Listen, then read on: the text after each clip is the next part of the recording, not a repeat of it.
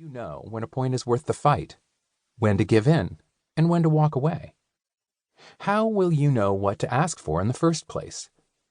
Before getting cued at the negotiating table, you have to understand your business goals and your options, including the legal terms with which to achieve them.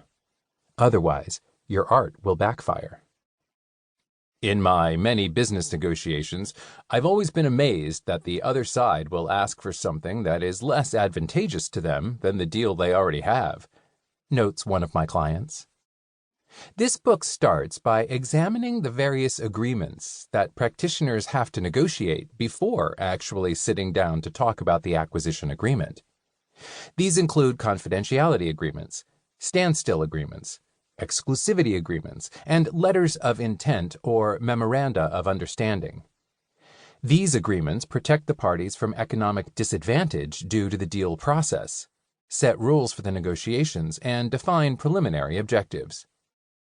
Separate chapters of this book show how the core elements of an acquisition agreement, that is, purchase price mechanics and adjustments, representations, covenants, conditions, material adverse effect clauses, financing contingencies and reverse breakup fees, fiduciary outs to top a public deal and indemnities, function within the context of a deal. Each chapter explains how a component is negotiated in real life with the purpose of creating value for and balancing risks between the parties.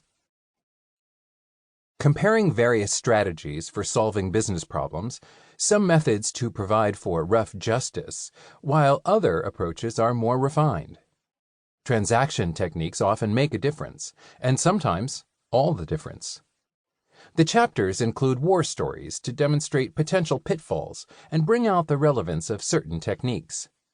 In addition, statistics on how deal terms are negotiated in practice give an overview with regard to the prevalence of certain provisions and thus a sense for the market. Finally, sample provisions from actual contracts model the language that make a particular deal work. This book next analyzes the overall framework of an acquisition agreement. It examines the different deal structures, that is, stock sales, mergers, asset sales, and complex structures, and lays out the criteria according to which practitioners choose or should choose between them. War stories. War stories from practice bring home the flavor of what is at stake in actual deals, highlighting why drafting matters. The crux of each story elucidates the problems the parties grappled with, sidelined, or simply overlooked. Their successes and failures show the lessons learned. After all, to understand and laugh at the mistakes of others is the best way to appreciate why a point is important. War story. 30 war stories reveal the workings of deal terms by way of example. The core issues at stake are conceptually based on a true story, but they are all works of fiction. Each mistake and problem described in those sections has happened in practice. The stories that go with them, however, bear no relationship to actual transactions.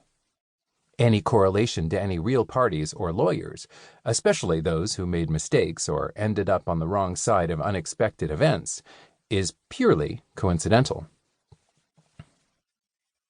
The market. Lawyers have been slow to quantify their expertise, but with the passage of time and the continuously improving ease with which lawyers can gather and crunch the numbers on other deals, a more quantitative mindset is filtering into practice. This book uses quantitative analyses to see how deals fit into observable patterns of the marketplace, while at the same time cautioning against a simplifying, precedent-oriented approach to deal-making.